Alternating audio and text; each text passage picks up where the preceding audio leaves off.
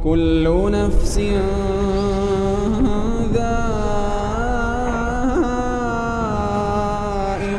الموت.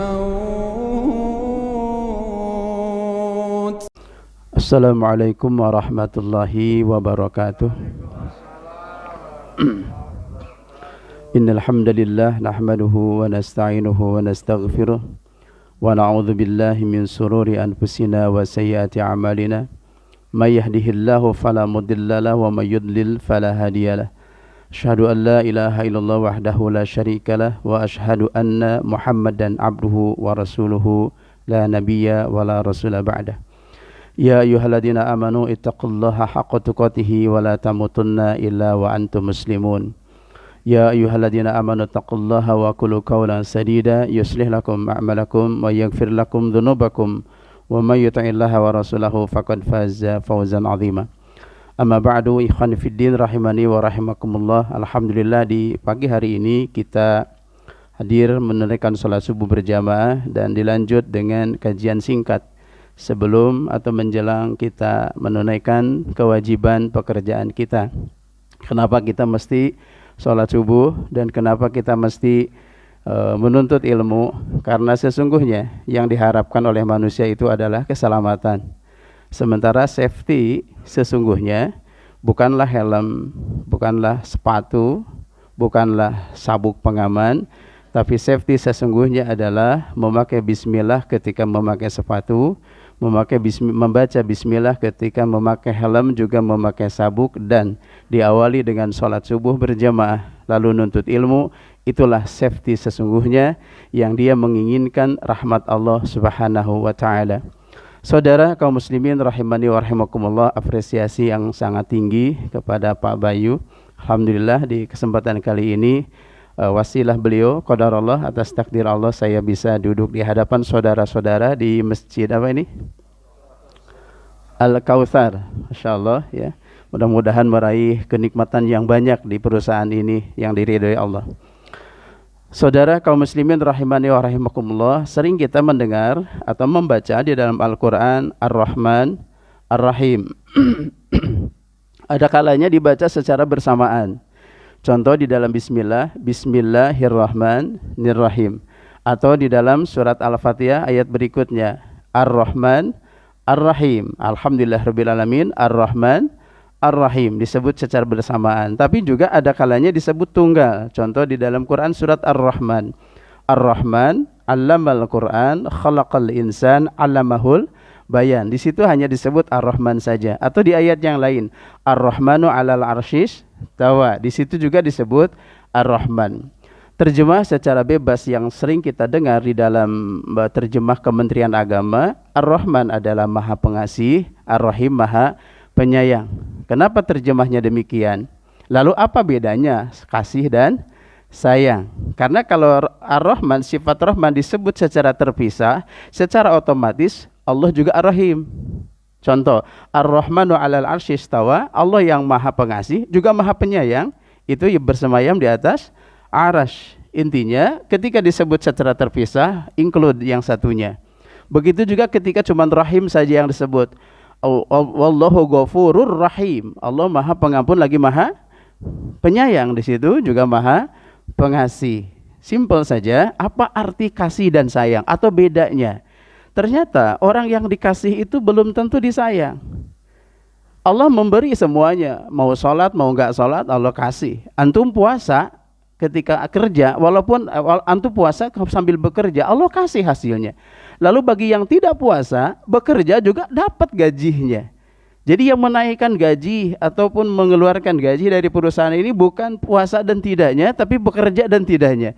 Intinya, apapun yang kalian kerjakan di dunia, selama kalian itu melakukan keinginan antum yang sesuai dengan apa yang antum harapkan, Allah beri. Orang tidak sholat nanam singkong, tumbuh. Orang yang tidak sholat nanam singkong juga tumbuh. Kadang-kadang lebih subur yang tidak sholat daripada yang sholat. Ini kenapa seperti ini? Saudara, lalu Ar-Rahim, sayangnya Allah, Allah menyayangi makhluknya belum tentu, Allah mengasihi belum tentu menyayangi. Allah menyayangi hambanya, pasti ngasih. Pasti ngasih. Ketika Allah menyayangi hambanya, pasti ngasih. Tapi ketika Allah mengasihi hambanya, belum tentu menyayanginya. Contoh, kasihnya Allah berikan kepada yang sholat maupun yang tidak sholat. Sayangnya Allah hanya diberikan kepada yang sholat. Hanya diberikan kepada yang Allah cintai, Allah sayangi. Yang beribadah menghambakan Allah Subhanahu Wa Taala. Kalau tidak ngasih, Allah tidak memberi kepada yang rajin sholat itu saking sayangnya. Contoh misal kaum masjid di sini atau takmir masjid di sini, pengurus masjid atau biasa yang azan di sini, saya yakin gajinya tidak lebih besar daripada dev head ya. Tidak lebih besar daripada manajer di sini.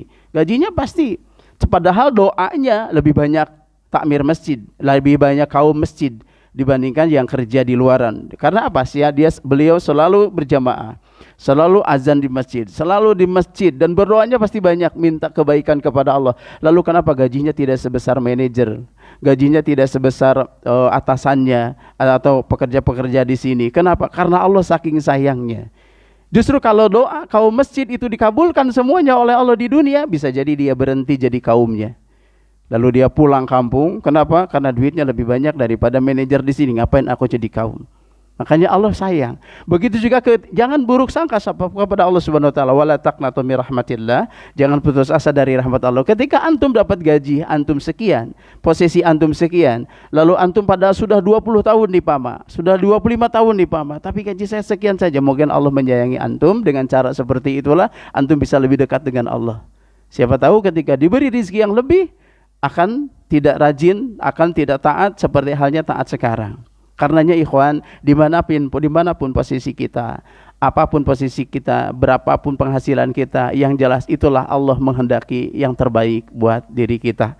Semoga Allah Subhanahu Wa Taala menetapkan hidayah dan taufik kepada kita semua, dan kita juga berharap semoga perusahaan yang kita ada di dalamnya ini diberkahi oleh Allah Subhanahu Wa Taala. Definisi berkah adalah kullu ma tazidukum bi ta'ah, segala sesuatu yang mendekatkan ketaatan kepada Allah Subhanahu Wa Taala.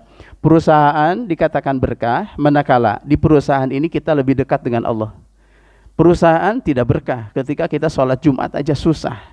Awas jangan salah, ada salah satu perusahaan yang antum jangankan sholat 5 waktu, Jumat aja susah untuk ditunaikan di dalam perusahaan tersebut. Dan antum berkah alhamdulillah di sini dapat perusahaan yang kita bisa sholat berjamaah dalam setiap 5 waktu.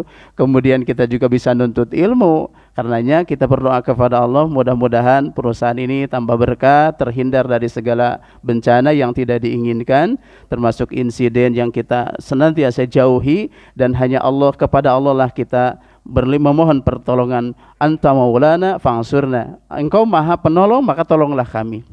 Masyaallah muslimin hadani Allah wa yakum. Juga kita berdoa untuk keluarga kita yang kita sekarang tinggalkan. Mereka puasa di sana sama anak kita, sementara kita di sini. Kita berdoa kepada Allah, titipkan kepada Allah, semoga Allah menjaga dengan hidayah dan taufik Allah, dan juga mudah-mudahan diselamatkan dari segala bentuk bahaya apapun.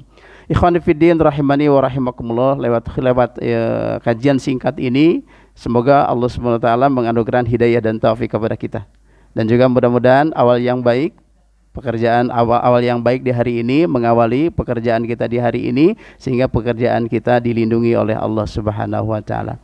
Itu saja yang bisa kami sampaikan. Mohon maaf atas segala kekurangan. Subhanakallahumma wa bihamdik, syahadu an la ilaha illa anta, astaghfiruka wa atubu ilaik. Wa akhiru da'wana anil hamdulillahi rabbil alamin.